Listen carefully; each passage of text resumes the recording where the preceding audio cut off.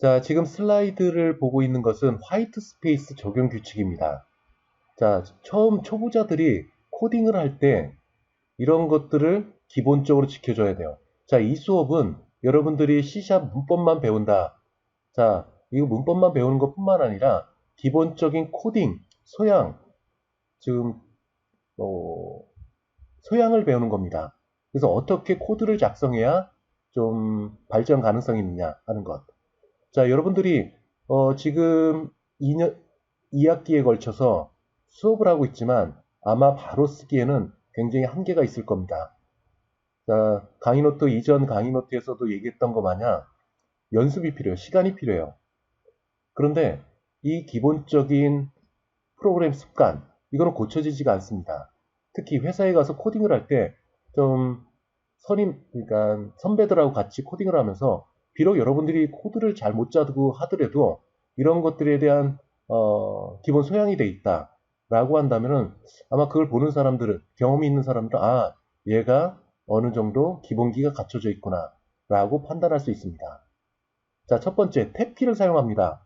자, 처음 시작한 사람들은 이 부분을 스페이스키, 즉 띄어쓰기를 해갖고 줄맞추기로 해요. 자, 그러다 보면은 뒤죽박죽이 됩니다. 마치 계단처럼.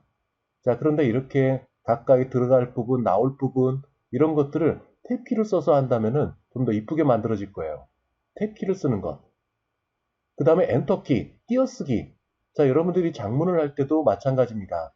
적당한 시점에 문단을 끊어주는 것. 엔터키. 자, 엔터키를 이렇게 주변 넣어갖고 경계를 구분해야 됩니다. 그 다음에는 띄어쓰기. 띄어쓰기. 첫 번째는 탭을 얘기했고, 두 번째는 엔터키를 얘기를 했습니다. 그 다음에 스페이스키. 자, 이렇게 띄어쓰기가 이렇게 정형화되면은 아마 여러분들이 짠 코드가 여러분들이 스스로 봐도 나중에 봐도 좀 이쁘게 만들어져 있을 거예요. 자, 이것도 마찬가지입니다. 탭키를 써서 경계를 구분해 줘야 됩니다. 탭키. 그 다음에 엔터키. 그 다음에 띄어쓰기. 자, 이런 것들이 여러분들이 처음 시작할 때 기본기를 갖춰야 돼요. 자, 제일 밑에 있는 것처럼 제가 늘 하는 말들이 있어요. 강의 초반에. 여러분들 작성된 코드가 마치 동양화처럼, 동양화가 뭐예요? 여백의 미가 있는 거예요. 그래서 이렇게 이쁘게 작성된 것, 이게 프로그램, 어떤 랭귀지를 써더라도, 어떤 언어를 쓰더라도, 자, 이런 것들은 지켜줘야 되는 것이 좀 바람직하다고 생각이 됩니다. 그래서 요거를 뭐 아주 간단하지만 여러분들이 한번 보고 좀 습관을 들일 수 있도록 하세요. 자, 그리고 강의에 대해서 얘기를 하게 되면은 여러분 동영상은 매주 나갈 겁니다. 매주가 아니라 각 장마다 나갈 겁니다. 그럼 여러분들은 그걸 공부를 하고 와야 돼요. 그러면은 온라인 수업에서는 뭘 하느냐? 거기 있는 내용들의 일부를 보충 설명을 할 겁니다. 그리고 때에 따라서는 지금과 같이 보충 자료라고 별도로 만들어 줄 거예요. 자, 이것을 갖고 수업을 진행할 겁니다. 그리고 수업에서는 이 보충 자료뿐만 아니라 실제 코딩을 하면서 해당되는 장, 오늘은 3장이 되겠죠. 3장에 있는 내용들을 가지고 실제 코드로 만들어가면서 설명을 하게 될 겁니다. 그래서 여러분들이 동영상을 갖고 충분히 공부하고 수업에 들어와야 돼요. 자, 이전 강의 자료에서 보게 되면은 공부하는 방향들을 얘기를 했습니다. 동영상을 보고 자료를 보고 강의 노트에 여러분들이 알고 있는 부분과 모르는 부분 이런 것들을 메모를 해놔야 됩니다. 그래야 나중에 복습할 때 편해요. 그리고 정 모르는 것, 뭐 최대한 여러분들이 알려고 노력하지만 잘 모르는 것, 이거는 이 수업 시간, 수요일 시간에 여러분들이 들어와서 자, 이건 잘 모르겠는데 더 설명해 주세요. 라고 해주시면 될 거예요. 그리고 그걸 갖고 여러분이 코딩 연습을 해야 됩니다. 그리고 반복적으로 연습을 하고 나가야 돼요. 가장 안 좋은 게 눈으로 코딩하는 겁니다. 눈으로 코딩하는 것. 즉, 카피 앤 페이스트. 자, 여러분들한테도 예제 코드가 나갔을 겁니다. 교재에 있는 코드. 그걸 카피해서 쓴다. 처음에는 아는 것 같죠? 그렇지만 이게 발전이 없습니다. 이것은 제가 프로그램을 처음 시작했을 때 저는 굉장히 늦게 시작했어요. 회사를 다니다가 대학원에 오고 거기서 배웠습니다. 그런데 그동안 시행착오를 굉장히 많이 했어요. 책도 여러 개 사보고 해봤지만 결국에 지금 와서 생각을 해보면은 제일 좋은 게 좋은 책을 선정하고 두 번째 그걸 여러분들이 직접 코딩을 하는 겁니다. 카피 앤 페이스트 저도 여러 번 해봤어요. 실력이 안 늘습니다. 그러니까 시간이 걸리는 일이에요. 프로그램은. 그러니까 시간에 너무 촉박하지 말고 오히려 지금과 같이 여러분들이 집에 오래 머무를 그 시간 동안에 많이 연습을 해보는 것. 좋은 기회라고 생각이 돼요. 자, 서두가 너무 길었으니까 이제 수업에 들어가도록 하겠습니다. 자, 3장 보충 자료의 내용입니다. 여러분들이 이 수업을 들으면서 그냥 제 모니터만 보고 있다. 뭐 그럴 수도 있지. 그렇지만 강의 노트를 출력을 해갖고 제가 부족하게 강의 노트를 만든 부분에 대해서 지금 말로 할 때 좀 메모를 달아놓는 것. 이게 필요합니다. 자, 여러분들은 다 그렇게 하고 있다고 보고 수업을 진행을 하겠습니다. 자, 글쓰기와 코딩이라는 제목을 썼어요. 코딩은 컴퓨터와 대화를 하는 겁니다. 컴퓨터가 알 수 있는 단어는 몇 개 안 돼요. 정말로 이번 학기 C# 프로그램을 하면서 단어, 이것은 한 200개 정도밖에 안 됩니다. 오히려 자주 쓰는 거를 추려보면은 한 50개, 70개? 그 정도밖에 안 돼요. 그런데 그 제한된 단어를 갖고 컴퓨터와 대화를 하려면 정확하게 코딩을 해야 됩니다. 그리고 내용도 이해를 해야 돼요. 자, 그거는 글쓰기와 마찬가지입니다. 글쓰기. 자, 글쓰기에서 첫 번째 시작. 어떤 문장의 끝은 마침표로 끝납니다. 코딩의 명령의 마침표는 세마이콜론이에요. 세마이콜론. 세마이콜론. 마침표입니다. 마침표. 자, 마침표가 있고 글쓰기에서 문장들을 여러 개를 해서 하나의 문단을 만듭니다. 문단. 여러분 문단 만들 때 어떻게 하나요? 엔터 키를 누릅니다. 그러면 위쪽 문단과 아래쪽 문단이 경계가 되죠. 코딩도 마찬가지예요. 코딩의 문단은 이 브레이스입니다. 브레이스. 이 브레이스를 사이에 두고 문단이 나눠집니다. 문단. 자, 여러분들 문단, 글쓰기에서 문단 나눌 때 한 칸 엔터 키고 거기다 마침표를 쓰나요? 안 쓰죠. 마침표는 안 쓰고 띄어쓰기만 합니다. 코딩도 마찬가지예요. 각각의 문단은 세마이콜론으로 끝납니다. 문단의 끝에 브레이스 다음에 세마이콜론 쓰는 거 아니죠. 브레이스만 둡니다. 지금 여기서 얘기하고자 하는 것은 글쓰기와 코딩은 상당히 유사성이 있습니다. 유사성. 자, 그리고 세부 내용 들어가 봅시다. 자, 프로그래밍도 마찬가지로 컴퓨터와 대화를 해야 됩니다. 스토리텔링 아시죠, 여러분들? 스토리텔링. 어떤 유치원에 갔는데 유치원 선생님이 동화책을 읽어주는 거. 자, 그거와 똑같습니다. 여러분들도 컴퓨터와 대화를 해야 돼요. 대화. 어떤 순서에 입각해서 그냥 눈에 보이는 것만 갖고 알았다고 하면 안 됩니다. 자, 지금부터 스토리텔링을 하겠습니다. 자, 여기에 첫 번째 나오는 문단이 있습니다. 시스템이라는 것을 using, 사용한다라는 뜻이에요. 자, 뒤에 강의 노트에 나올 겁니다. 자, 여러분들은 C샵을 사용하고 있어요. C샵의 강점은 마이크로소프트에 가장 종속돼서 사용할 수 있는 언어. 더 들어가게 되면은 마이크로소프트에서 만들어 놓은 여러 가지 자원들이 있습니다. 리소스. 그것들을 100% 가져다가 쓸 수가 있다는 거예요. 자, 마이크로소프트에서 여러분들한테 제공한 리소스가 뭘까요? 그것은 윈도우 10, 여러분들 OS에 윈도우 10을 설치하고 있죠. 거기에 보면은 설치 폴더에 가보면은 여러 개 굉장히 많은 20만 개 이상의 파일들이 있습니다. 그 파일들을 여러분 코드에서 가져다 쓸 수 있다는 말이에요. 이건 뒤에 다시 한번 설명하겠습니다. 즉, 시스템이라는 것을 가져와 사용하겠다. 자, 클래스는 4장에 가서 좀 더 얘기를 하고 바로 메인으로 갑니다. 메인 메소드예요. 메인 메소드. 모든 응용 프로그램, 즉 확장자가 exe 파일이 있는 것들은 모두 메인 메소드가 있습니다. 자바든 C든 C++이든 어떤 랭귀지든 메인으로부터 출발을 합니다. 이 메인은 응용 프로그램에서 오로지 한 개만 존재를 합니다. 두 개 있으면 안 돼요. 그렇다고 없어서도 안 되고 오로지 하나만 있는 겁니다. 자, 여기 나오는 건 제어권이라는 얘기가 나옵니다. 제어권. 정확히 얘기하면 실행 제어권. 실행 제어권. 아마 이 수업을 들으면서 이 제어권에 대해서 아마 귀에 못이 박히도록 들을 거예요. 자, 제어권이라는 것은 프로그램이 실행되는 동작의 순서입니다. 자, 그럼 어떻게 될까요? 여기서 6번째 줄부터 프로그램은 실행이 됩니다. 쭉 실행이 돼요. 때에 따라서는 어디로 이동했다가 다시 원위치로 돌아오고 이런 실행 제어권을 갖고 있습니다.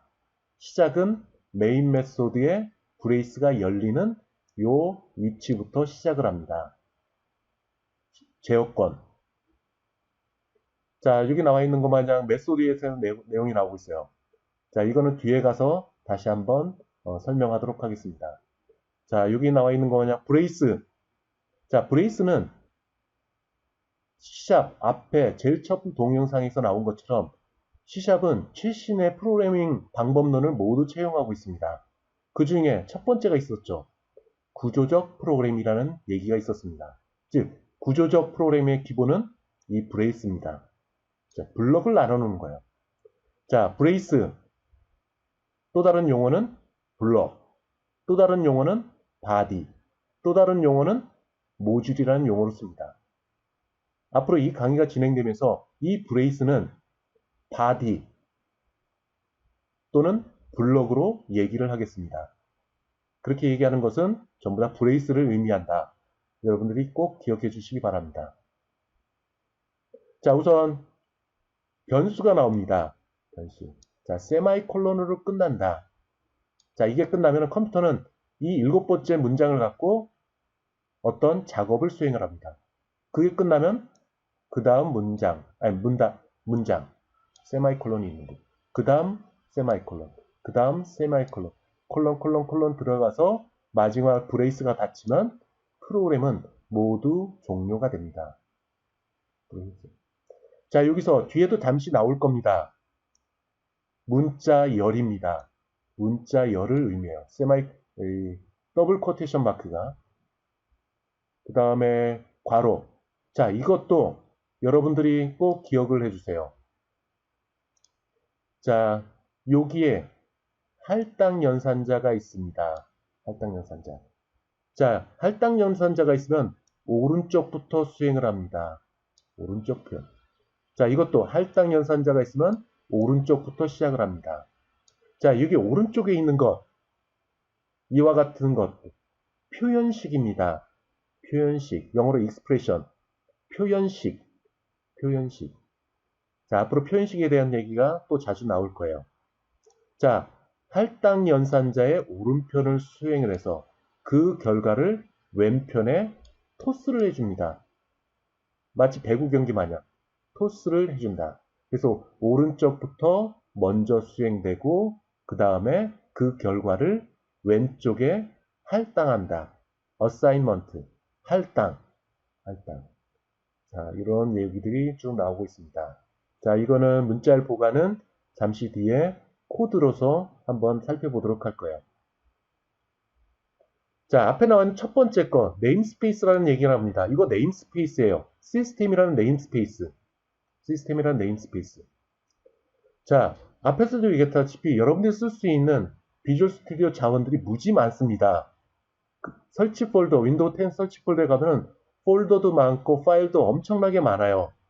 그러면은 여러분들이 그 가운데 뭐를 가져다 쓰겠다 하고 한다면 그 파일을 찾아야 됩니다. 찾아야 돼요. 그런데 그것들이 너무나 많다 보니까 이거를 구분할 수가 없어요. 물리적으로 하드디스크에 저장되어 있는 파일을 무수한 많은 것 가운데 어떤 거를 가져다 쓸까? 그래서 나온 게 네임스페이스입니다. 이름 공간. 더 쉽게 얘기해갖고 이름표입니다. 이름표.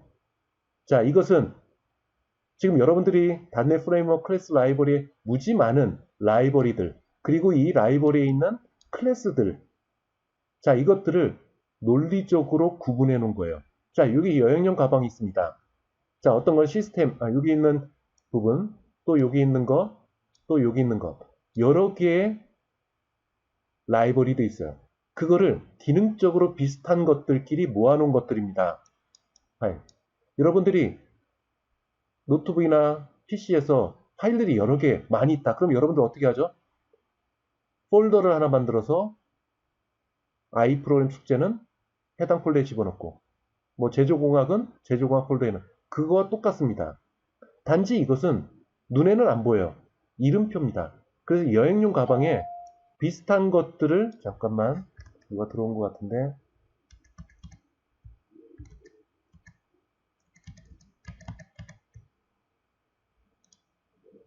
자, 빨리빨리 들어와야지. 빨리빨리.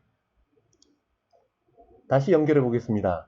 그래서 이름표 여행용 가방에 비슷한 것들끼리 라이브러리 또는 클래스를 모아놓은 거예요. 그럼 이 여행용 가방 각각의 것들이 구분되어 있습니다. 이것은 시스템에 관계되는 것, 이건 폼, 비주얼 프로그램에 관계되는 것, 인풋, 아웃풋에 관계되는 것, 기타 집합에 관계되는 것, 이런 것들을 다 모아놓은 여행용 가방이 있어요. 그 다음에 여기다 뭘 할까요? 가방이 여러 개 있으면 구분하기 힘들죠. 태그를 달아놓습니다. 태그, 이름표. 태그, 이름표를 달아놓습니다. 그 이름표가 네임스페이스예요. 실제 존재하지 않지만 이런 것들을 한 덩어리로 집합으로 모아놓은 이름표. 이게 네임스페이스예요. 네임스페이스. 자, 여기로 한번 가볼까요? 이 네임스페이스가 있는 부분. 자, 이걸 볼까요? 프로그램은 항상 직진입니다. 직진.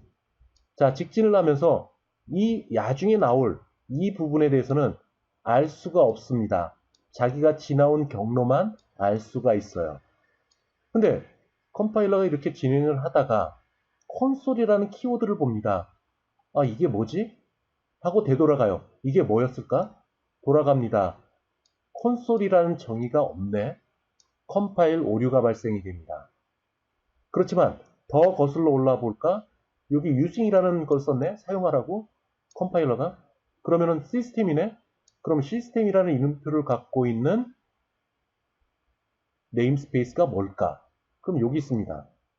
그 안에 콘솔이라는 클래스가 있었구나.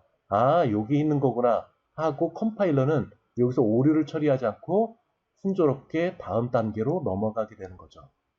자, 여기서 중요한 건 네임스페이스는 비슷한 것끼리 모아놓은 이름표다. 이름표, 여행용 가방의 태그다. 그리고 프로그래밍은 직진을 한다. 그러다가 키워드를 만나면은 이 키워드가 뭔지 왔던 길을 되돌아가서 확인을 한다. 이 두 가지 꼭 기억을 해주시기 바랍니다.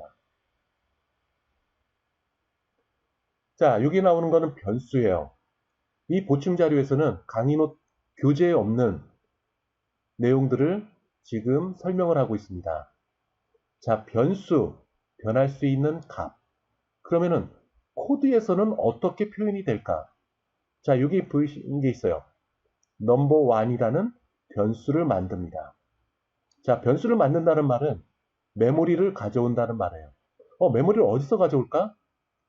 여러분들이 사용하고 있는 윈도우 10 시스템 관리자로부터 빌려오는 겁니다. 뭐를 위해서?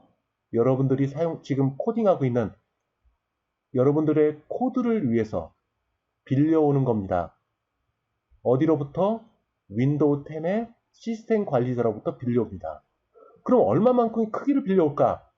그것을 정의한 게 타입이에요. 인티저 4바이트 크기입니다. 그러면은 시스템 관리자한테 내가 지금 변수가 필요하니까 4바이트 크기만큼만 빌려줘 해서 가져온 게 요 모양입니다. 요 모양. 자, 메모리 구조는 두 개의 영역으로 나눠져 있습니다. 첫 번째 주소 영역, 두 번째 데이터 영역이 있습니다. 데이터 영역. 자, 주소 영역은 여러분이 만든 코드에서 이 값에 접근하는 길이에요. 주소 영역. 컴퓨터는 여러분들이 만들어 놓은 이 주소 영역에 이용을 해갖고 이 안에 있는 데이터 값을 읽어냅니다.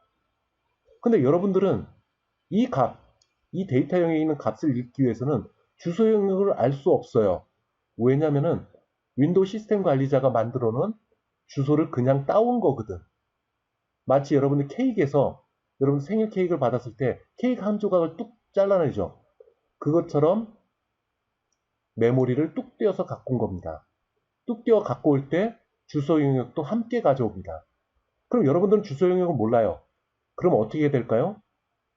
여기 name number 1이라는 식별자가 있습니다. 그거를 여기에 붙여놓은 거예요.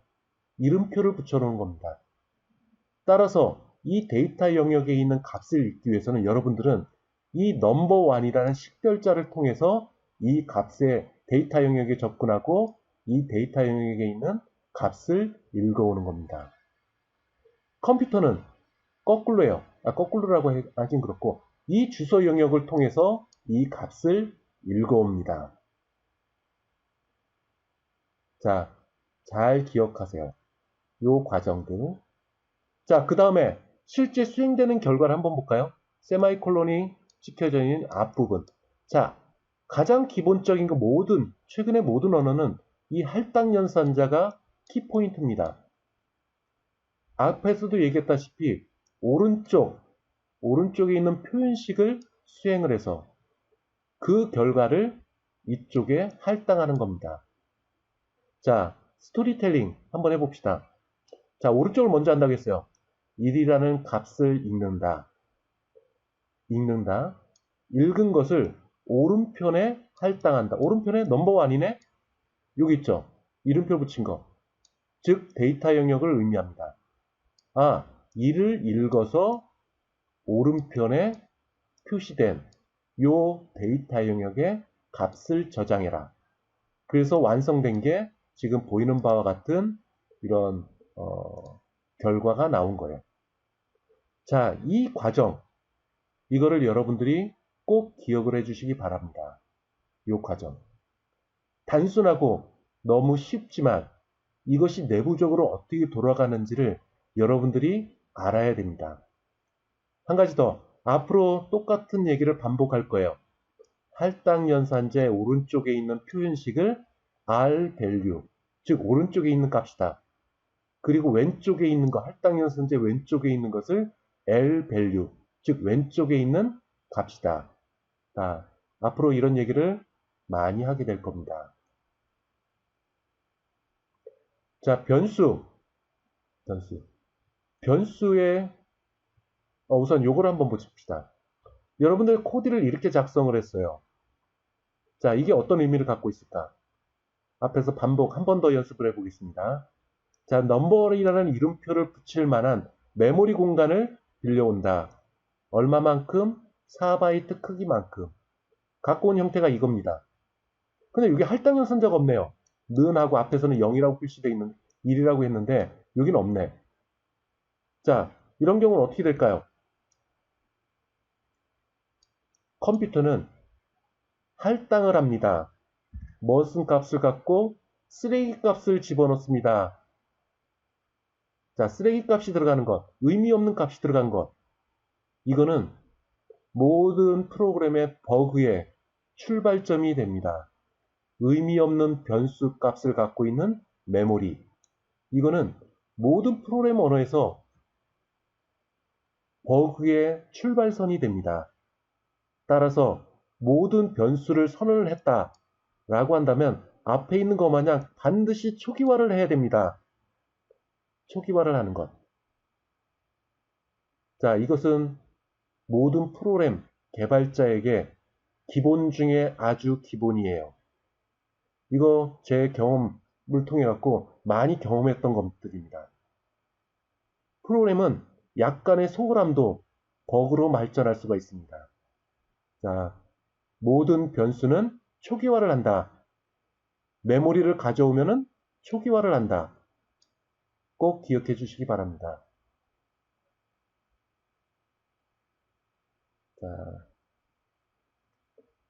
자, 좀 더 나아가 봅시다. 할당 연산자. 자, 우선 넘버1이라는 이름표를 붙일 만한 메모리를 빌려온다. 그 메모리 데이터 영역에 이를 읽어서 값을 할당한다. 두 번째 줄 넘버2라는 이름표를 붙일 만한 메모리를 빌려온다. 거기에 2라는 R 밸류 값을 읽어서 할당한다. 썸도 마찬가지. 자, 다섯 번째 줄 한번 볼까요? 자, 개념 없는 프로그램 공부하는 사람. 넘버1 1이네. 넘버2 2네. 그 3이네. 그 썸은 3이 되겠다. 자, 이것이 바로 눈으로 코딩하는 사람들입니다. 눈으로 코딩하는 것. 자, 이러면은 나중에 뒤에 복잡한 얘기로 문법적인 내용이 나왔을 때 감당할 수가 없어요. 자, 어떻게? 넘버1 이름표를 간다. 여기 있네. 그 안에 있는 데이터 영역 값을 읽어온다. 1을 읽어온다. 넘버2 이름표에 붙인 데이터형에 가서 값을 읽어온다. 이 두 개의 표현식을 결과는 3이다. 그 3을 읽어서 썸이라는 이름표를 달고 있는 메모리 공간에 집어넣는다. 자, 그래서 최종적으로 썸은 이 모양이 될 겁니다. 자, 이거 처음 공부를 시작하는 사람들이 먼저 습관을 들여야 돼요. 자, 구조적인 프로그래머너 뭐 이런 내용들이 쭉 나오고 있으니까 한번 살펴볼 수 있도록 하세요. 자, 여기서 정리를 해보겠습니다. 정리. 자, 메인으로부터 시작을 합니다. 메인. 자, 이쪽으로 왔어요. 그럼 메모리가 하나가 만들어지겠지. 조금 전에 얘기했던 순서대로. 그 다음에 넘버2에 대한 메모리가 만들어질 겁니다. 그 다음에 썸이라는 메소드를 호출합니다. 썸이라는 메소드를 호출해요. 자, 이거는 변수입니다. 이 변수 두 개를 가지고 썸이라는 메소드를 호출합니다. 그러면 제어권이 이동되겠죠. 제어권. 썸이라는 이 위치로 옵니다. 10번째 줄로 옵니다. 자, 여기서 또 중요한 변화가 있어요. 여러분들이 정말로 이번 학기에 반드시 기억해야 될 것. 자, 여기에 전달된 두 개의 변수는 인수가 됩니다. 인수 역할을 하는 거예요. 아규먼트 역할을 합니다. 아규먼트. 호출되면 이쪽으로 넘어옵니다. 그러면은 눈으로 코딩하는 사람 넘버1 3이네. 넘버2 5네. 그러면 A가 3, B가 5. 그럼 더해서 그 결과 8을 리턴한다. 이게 눈으로 코딩하는 겁니다. 정확하게 알아야 돼요. 자, 지금 설명하는 것은 7장, 8장에서 복잡하게 설명되는 것을 쉽게 코드로서 얘기를 하는 겁니다. 자, 첫 번째. 이거는 인수라고 얘기했어요. 아규먼트. 얘는 매개 변수입니다. 얘하고 얘 둘은 전혀 다른 존재예요. 자, 여기서 매개 변수 A에 대해서 메모리를 만듭니다. 여기 두 개 있는 것과 별도로 메모리를 만들어. 얘는 이름은 A. 또 B도 만듭니다. 메모리를 만들어요. 자, 썸을 호출합니다. 얘는 호출당한 놈이야. 그러면 여기 있는 인수는 어떻게 전달이 될까요? A의 할당 연산자를 씁니다. 넘버 1. B에 두 번째 전달되는 거 할당 연산자 넘버 2가 됩니다. 내부적으로 컴파일러는 이렇게 처리를 해요. 자, 할당 연산자 R 밸류를 읽습니다. 넘버 1에 있는 값 여기네. 3을 읽어옵니다. 그걸 어디다 저장해? A라는 이름표를 달고 있는 이 메모리 공간에 저장을 합니다. 기록을 해요. 두 번째, 넘버2의 값을 읽어옵니다. 넘버2 여기 있네. 그 데이터 영역 5를 읽어옵니다. R 밸류는 5가 됐어요. 그 5의 값을 B라고 이름표를 붙여진 여기에 저장을 합니다. 그러면 3이 위치한 메모리 공간은 두 개가 있어요. 실제로 그렇습니다. 5가 들어가 있는 거 두 개가 있습니다. 실제로 그래요. 자, 그 다음에 12번째 줄로 갑니다. A 값을 읽어와요. A 영역에 있는 거 3이네. 3. B에 있는 영역이 읽어옵니다. 5를 읽어와요. 8이네. 표현식 8입니다. 오른쪽에 있는 거. 그거를 C라는 또 메모리 공간을 만듭니다. 이름표 C가 될 거예요. 거기에 저장을 합니다. 8이 돼요. 자, 여기까지 잘 따라왔나요? 자, 그 다음에 리턴을 합니다. 되돌려줘요. 누구한테? 이 썸을 호출했던 요놈들한테 줍니다. 다시 요만큼 다시 지우고 가볼게요. 경계가 중요해요. 경계. 자,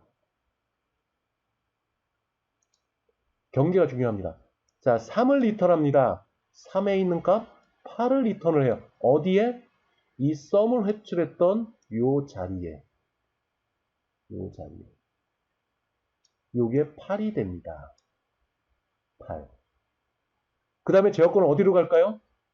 여기서 리턴해서 이쪽으로 간다. 아닙니다. 절대 아니에요.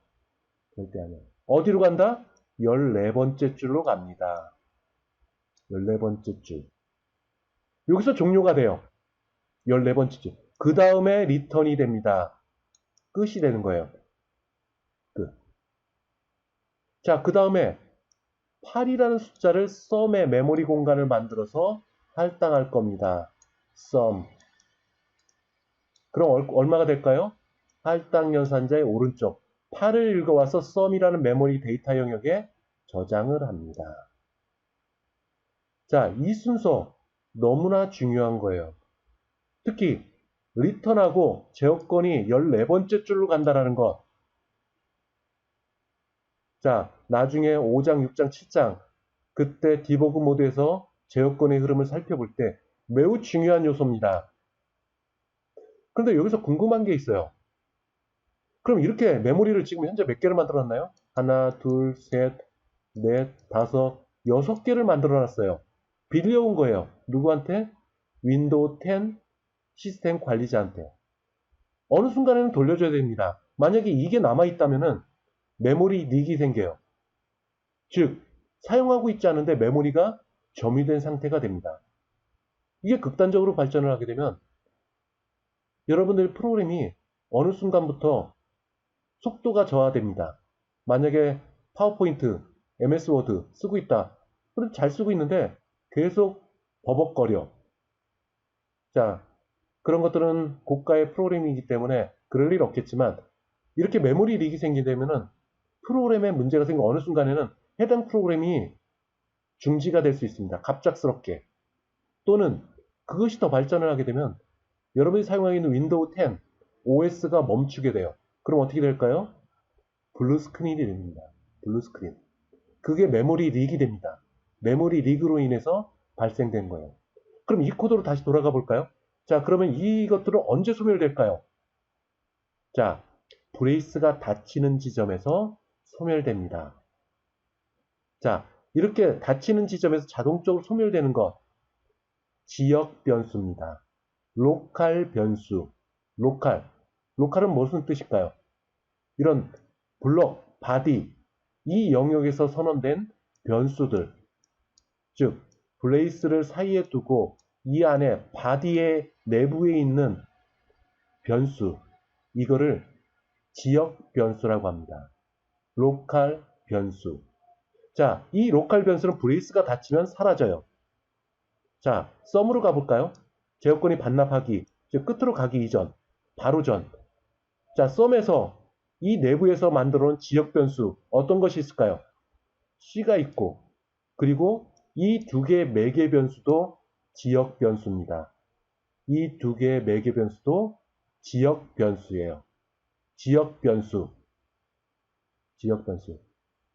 자, 제가 목에 힘이 들어가고 있는데 지역 변수입니다. 매개 변수도 지역 변수. 블레이스 안에 있는 것도 지역 변수. 여기서 메모리가 만들어진 것은 브레이스가 닫히면서 소멸됩니다. 그럼 어떻게 될까요? 썸이 종료돼서 이 원래 호출된 지점으로 되돌아가는 그 지점에, 그 순간에 여기서 선언된 지역 변수는 사라집니다. 우선 가장 마지막에 만들어져 있는 이 C라는 메모리, 브레이스가 닫히면서 사라져요. 그 다음에 sum이라는 메소드를 호출하면서 바로 만들었던 A와 B, B부터 사라집니다. 그 다음에 A가 사라져요. A가 사라져요. 자, 그래서 리턴 관계 아까 강조하면서 얘기했던 거 있죠. C에 있는 8이라는 값을 읽어서 호출된 지점으로 되돌려준다. 8이 위치합니다. 그리고 C가 메모리에서 사라져요. 만약에 거꾸로 되면 어떻게 될까요? 리턴이 거꾸로 되면 리턴할 게 없어지는 결과가 나오는 거예요. 그래서 브레이스가 닫히기 전에 리턴이라는 키워드를 통해서 빨리 C가 메모리가 사라지기 전에 그 결과 값을 이쪽으로 토스를 해준 겁니다. 그리고는 토스가 완료된 다음에 C는 가볍게 사라지는 겁니다. 자, 이렇게 사라졌어요. 그 다음에 메인 메소드의 끝나는 지점으로 가볼까요? 그럼 뭐가 사라질까요? 가장 마지막에 만들어 놓은 이 sum이 사라집니다. 그 다음에 넘버 2 사라지고 그리고 A가 사라집니다. 최종적으로 이 메인 메소드가 호출되면서 수행된 모든 종료가 됐어요. 그러면은 시스템 관리자로부터 빌려온, 즉 빚이 되겠죠. 빚이 하나도 없는 겁니다. 빚이 하나도 없다는 말은 메모리 릭이 없다라는 것. 깔끔하게 정리가 됐다는 말입니다. 자, 지금 설명한 거 비교적 간단하지만 매우 중요한 메커니즘이 됩니다.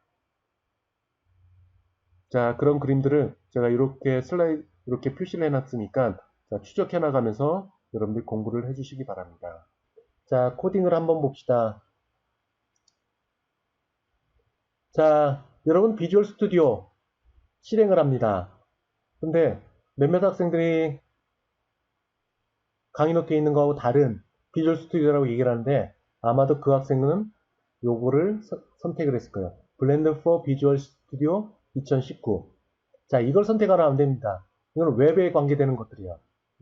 자, 여러분들은 요 아이콘을 선택을 해야 됩니다. 요 아이콘. 자, 선택해서 들어갑니다. 자, 비주얼 스튜디오 화면 열었습니다. 혹시 안 보이는 사람들은 얘기를 해주세요. Create New Project.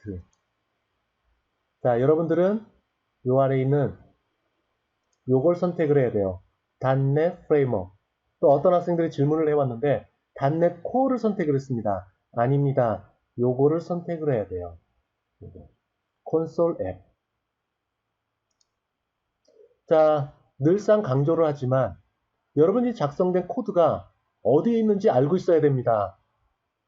옛날에 실습을 하다 보면은 열심히 코딩했는데 그 파일을 못 찾아요.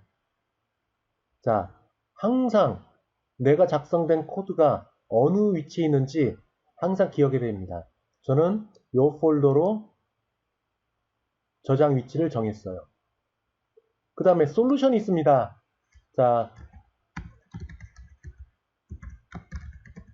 자, 솔루션은 비주얼 스튜디오 여는데 기본 루트 창이에요. 솔루션 파일. 그 다음에 프로젝트 이름이 있습니다. 프로젝트. 자, 프로젝트는 솔루션 내에 반드시 하나가 있어야 됩니다. 그리고 2개 이상 있을 수도 있어요. 즉, 마블 히어로라는 솔루션 아래에 첫 번째 프로젝트가 스파이더맨이라는 이름을 갖고 있다. 자, 이거는 실습 동영상 꼭 연습을 해보세요. 실습 동영상 보고. 그 다음에 크레이트를 했습니다. 크레이트. 자, 만들어진 초기 화면이에요. 초기 화면. 자, 여기 메인이라는 게 있습니다. 실행 제어권은 여기서부터 출발을 합니다. 자, 변수를 하나 만들어 볼 거예요. 인티저 넘버 1이라고 초기화를 했습니다. 메모리가 만들어진 거예요. 메모리. 자, 이것을 화면으로 출력을 해봅시다. 자, 여기에 콘솔이라는 키워드를 쓸 겁니다. 자, 여기서 주목해야 될 것. 1번째 줄에 using system이 있습니다. 회색으로 돼 있어요. 자, 이 회색으로 돼 있는 것들은 아직 사용하고 있지 않은 네임스페이스라는 얘기입니다. 자, 여기 콘솔을 씁니다. 콘솔. 자, 쓰는 순간에 첫 번째 줄 짙은 색으로 됐죠. 아, 여기서 알 수 있는 것.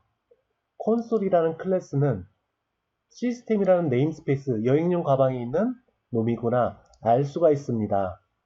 자, 이렇게 자동적으로 해주는 것도 있지만 여러분 직접 유스윙이라는 키워드를 써야 되는 경우도 있을 거예요.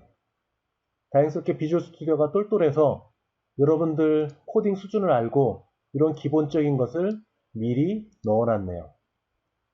자, 또 하나 점이 있습니다. 점.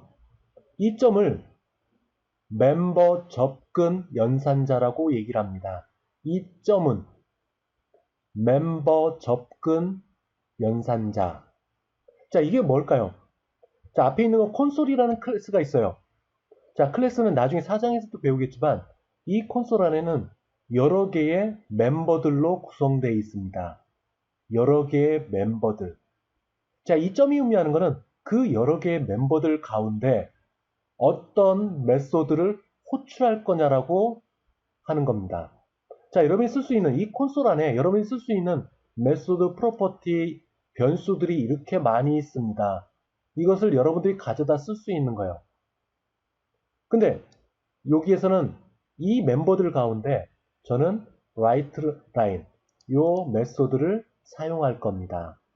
다시 한번 점이 의미하는 것 클래스 내에 있는 많은 멤버들 가운데 요거를 하나를 지정을 해서 쓰겠다라는 의미예요. 일단. 자, 그 다음에 괄호를 엽니다. 그리고 앞에서 정의한 이 넘버라는 변수를 넣었습니다. 자, 출력 결과를 볼까요?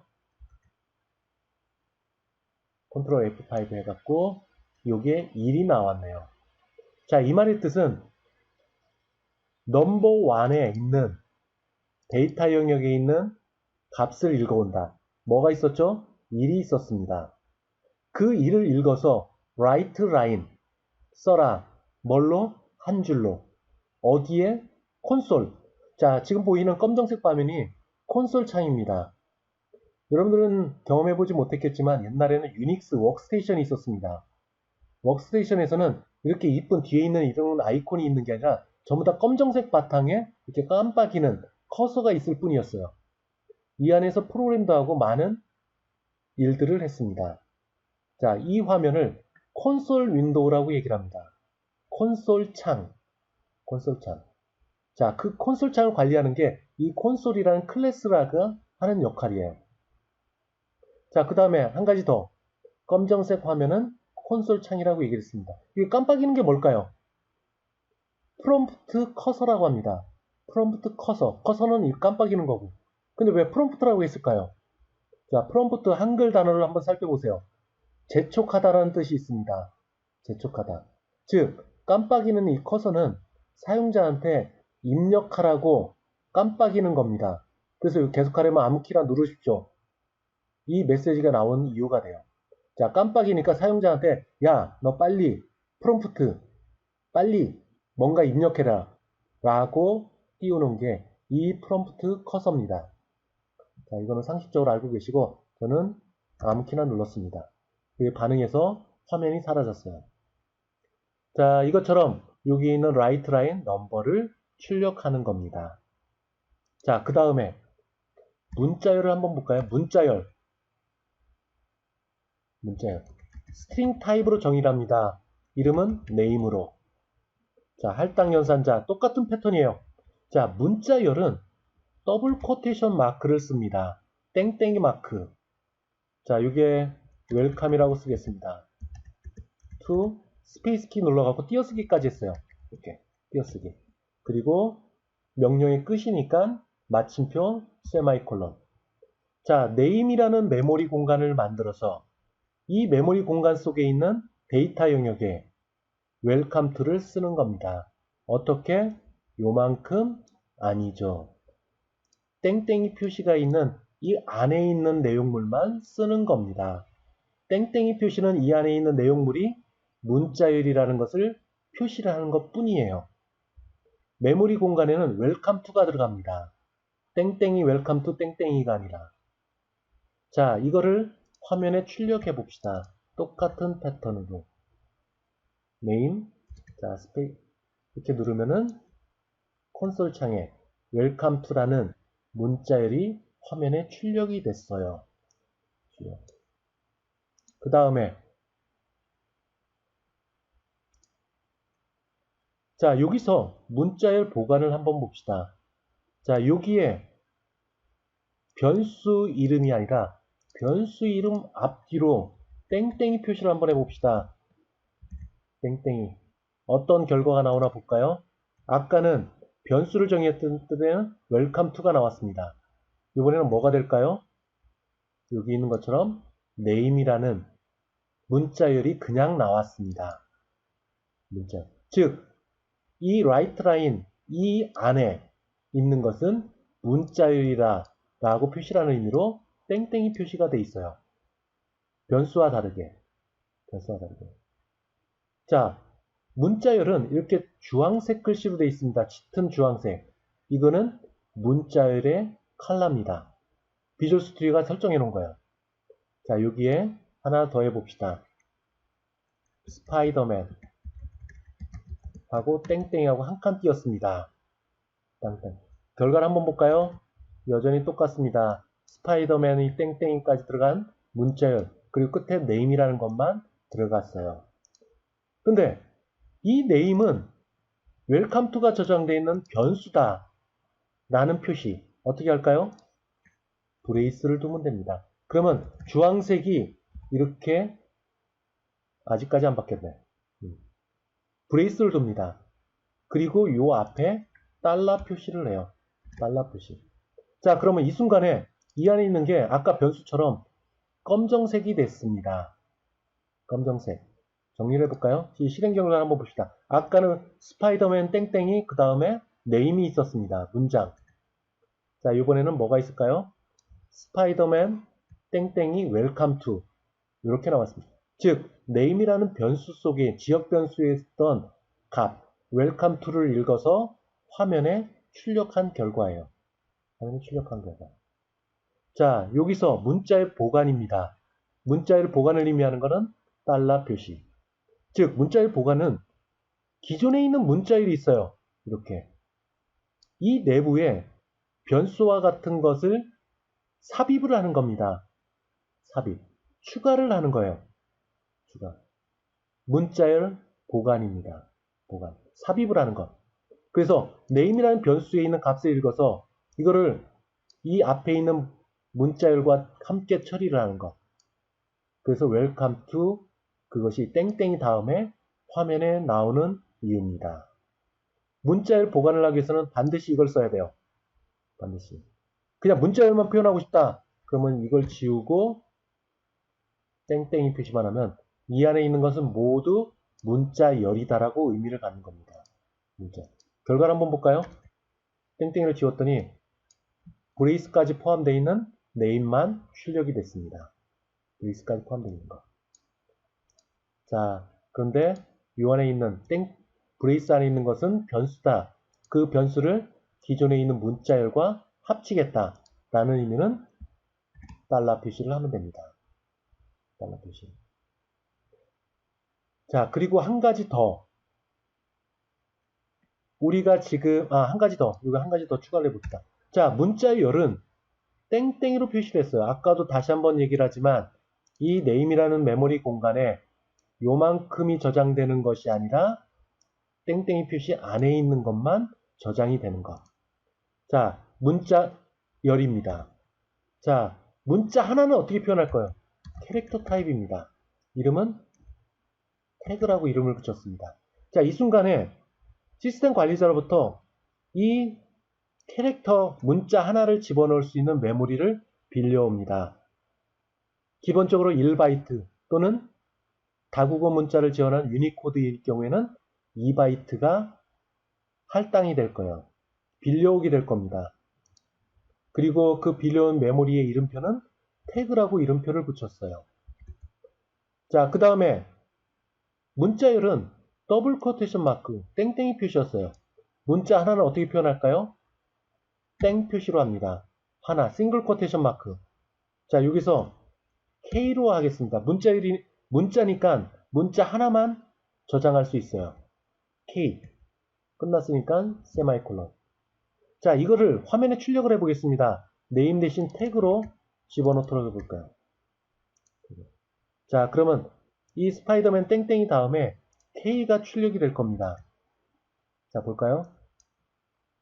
K. 문자 하나를 출력했습니다. 문자 하나. 자, 문자열과 마찬가지로 이 태그라는 메모리 공간에는 땡, K, 땡 이것이 저장되는 것이 아니라 땡과 땡 사이에 있는 K가 저장이 됩니다. 반드시 기억해 주세요. 그리고 또 하나 우리가 인티저, 스트링, 캐릭터만 지금 우리가 살펴봤어요. 그러나 무수히 많은 타입들이 있습니다. 타입들. 자, 볼까요? 자, 이걸 강의 노트입니다. 3장에 있는 강의 노트. 여기가 몇 페이지인가요? 65페이지네요. 자, 캐릭터에 들어갈 수 있는 메모리 공간은 이런 값들이 들어갈 수 있어요. 범위가 있습니다. 범위. unsigned show integer는 요만큼, 0에서부터 요만큼. 그리고 인티저, 롱 인티저는 이 사이에 있는 숫자만큼만 들어갑니다. 그럼 과연 이 사이를 벗어나면 어떻게 될까요? 자, 봅시다. 여러분들 인티저를 쓸 거예요. 인티저의 범위는 이만큼의 숫자가 들어갑니다. 끝이 7자리까지. 끝이 7자리까지. 자, 이거를 여기다 써볼 겁니다. 자, 화면이 어디 있나? 요 숫자에 아까 조금 전에 적어놓았던 거. 자, 비주얼 스튜디오 화면으로 넘어왔습니다. 안 보이면은 꼭 얘기를 해주세요. 자, 여기 정수형이 1이 들어가 있는 자리에 숫자를 집어넣습니다. 그리고 넘버를 출력을 해볼까요? 자, 실행을 해봅니다. 자, 숫자가 정확히 나왔습니다. 여기서 2를 더 더해봅니다. 끝이 7이 아니라 8로 해봅니다. 어떻게 될까요? 여기 메시지 창이 나왔네요. 자, 여기 내용이 뭐냐면 네가 사용하고 있는 메모리 공간에 이 많은 숫자를 수용할 수 없다라고 얘기가 나옵니다. 그래서 다른 타입으로 바꿔봐라. 여기 안내까지 돼 있어요. 이 메시지는 넘버 1에 수용할 수 있는 숫자의 범위를 벗어났다. 타입을 인티저가 아닌 이런 타입으로 해보는 게 어떠니? 라고 얘기를 하는 겁니다. 오류예요. 실행 파일이 만들어지지 않습니다. 따라서 지금 얘기하고자 하는 것은 모든 변수 메모리로부터 빌려와야 된다. 빌려오는데 그 크기가 한정되어 있다. 그 크기 한정은 앞에 있는 데이터 타입으로 인해서 결정된다. 근데 그 데이터 타입이 수용할 수 있는 숫자 범위를 벗어난다. 그럼 보시는 바와 같이 컴파일 오류가 발생이 됩니다. 컴파일 오류. 자, 이런 부분들 여러분들 꼭 기억을 해주세요. 자, 눈으로 코딩하면 안 됩니다. 여러분들은 실제 손으로 해봐야 돼요. 강의 노트를 보다 보면은 알 수 있는 내용들이 많이 있어요. 그리고 모르는 내용도 있어요. 또는 때에 따라서는 아리까리한 부분들도 있어요. 모르는 부분과 아리까리한 부분, 그거는 모르는 겁니다. 아리까리한 거, 그건 모르는 거예요. 그것들은 여러분들이 예제 코드를 이렇게 보고 저렇게 보고 그리고 강의 노트에 있는 문장들을 다시 한번 꼼꼼하게 읽어보세요. 그리고 안 되면은 매주 이 시간에 제가 여러분들한테 접속할 수 있는 주소를 알려드리겠습니다. 그래서 모르는 것들은 정리를 해서 또 아리까리한 것도 정리를 해서 그때 들어와서 저하고 1대1 문제 해결을 해봅시다. 자, 오늘 준비한 것은 여기까지예요. 여기까지. 자, 오늘의 가장 중요한 키워드 눈으로 코딩하지 말 것. 자, 이것이 마지막 제 얘기입니다.